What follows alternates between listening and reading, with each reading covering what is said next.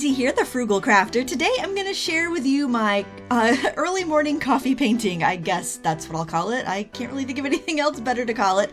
The other day I showed you how to paint the palm tree that's right on the other page of this art journal layout in real time, and I was sitting down at about a half an hour before the kids were going to get up, and I decided to do a little sketching, and I did turn my camera on while I was doing it.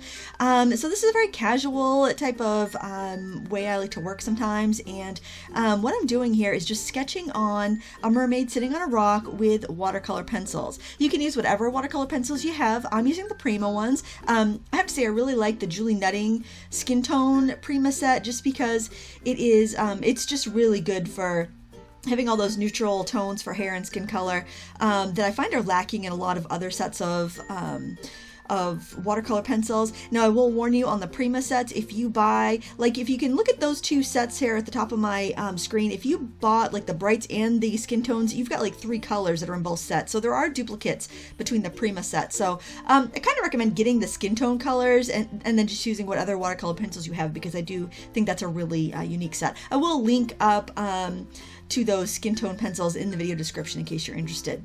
So I'm just wetting the body with a water brush, letting the paint kind of float around and adding color in as I want. I don't really have kind of like a start to finish method when I'm working in my art journal, which is why I'm not doing a real-time tutorial. I kind of go back and forth, and I paint something, then I go and fix it, then I go and mess it up, and then I go fix it again, then I go paint over it, then I grab something different if things aren't, you know, showing up right. Like here at the beginning, I thought I'd have the mermaid with her hand up in her hair, but you're going to see later on in the demonstration that I changed that because it just isn't working, and I had another idea, and I got to tell you, when I'm playing in my art journal, I don't really have a great plan in mind. I'm using this art journal because I can play and I don't have to worry about how it comes out. I have a lot of pages in here, a lot of places that I can play. And it's just a very freeing experience. So I'm just wetting the background and putting in some of the yellows like I did in the opposing page. And I will link to that tutorial too in an iCard, so you can click over and check that out if you want to. And that was real time, just so you know. And I'm also putting some pink in that sky because I like it, and I'm adding some to the other page. That's kind of fun about this art journal, because I usually pick the wire ring art journals and wire ring sketchbooks because I like how they lay flat. But this one actually is a hardbound sketchbook with a hard spine that also lays flat, and this is the Jane Davenport journals. They have a canvas cover that you can paint. I think she has one that has artwork on it if you prefer, but I picked that up at Micheals with a coupon.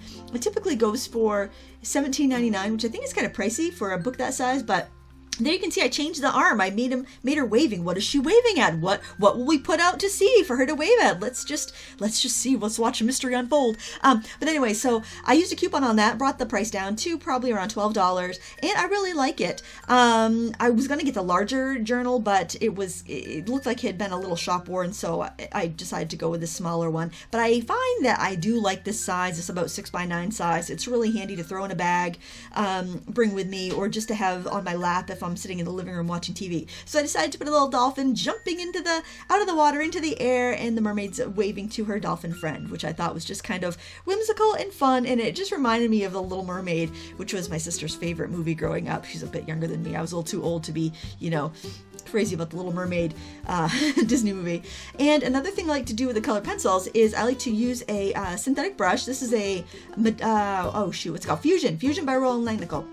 I'm using that to pick up the color from the tip of my pencil and bring that over to the body, because the body was looking a little too streaky to me. So that way I got to apply more color a little thickly, almost like a gouache, and get a more creamy complexion.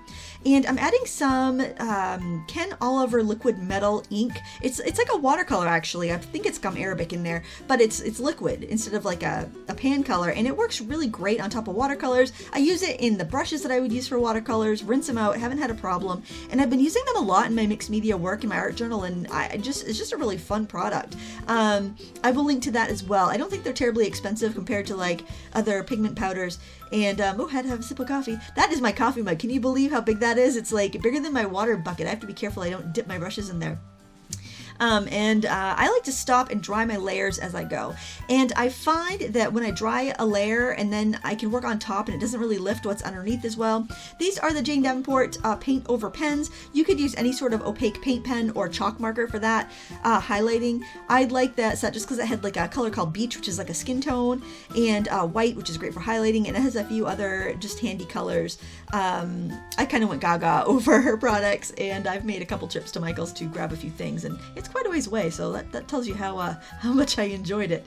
I know this page isn't that spectacular or anything, but it was a lot of fun to make, and a few people on Instagram asked me if I would share a tutorial, and since, like I said, I don't really go in a start to finish method, well, maybe now I'm on colored pencils. I do tend to like to finish things up with colored pencils.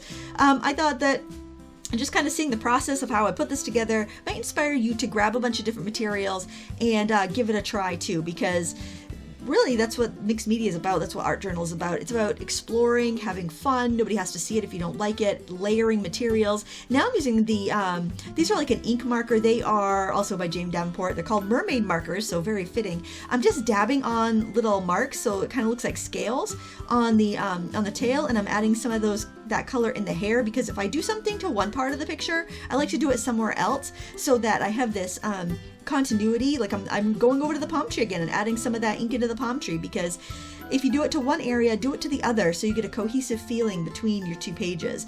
And that's what I'm liking about this hardbound book. Without having the spiral in the middle, my layouts can go from side to side. And I decided just to write the word escape in my fanciest handwriting, which isn't very fancy, to kind of finish off the page.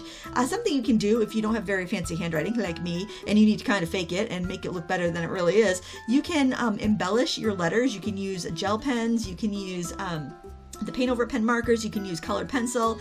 You need to have your words pretty dry in order for your gel pen to stick. I think it might have still been a little damp because this gel pen did not want to stick. And this is my good Uniball Signo, my favorite white gel pen. I'll see if I can find a link to that, and I'll share that. I know Stampin' Up! Also sells it if you're a customer there, but you can usually find it at most stores that sell stamping supplies. And since I didn't really get the results I wanted to with the gel pen, I'm going over with the paint over pens to kind of lay down a little foundation. I find that sometimes if things won't stick, the paint over pens will stick, and then I can get other media to lay down on top. And that's that. Here you can see the finished page, and it was a lot of fun to make, and I hope you enjoyed this quick rambly coffee talk art chat. I guess that's what I'm going to call it, coffee talk art chat. Thank you so much for watching. Until next time, happy crafting.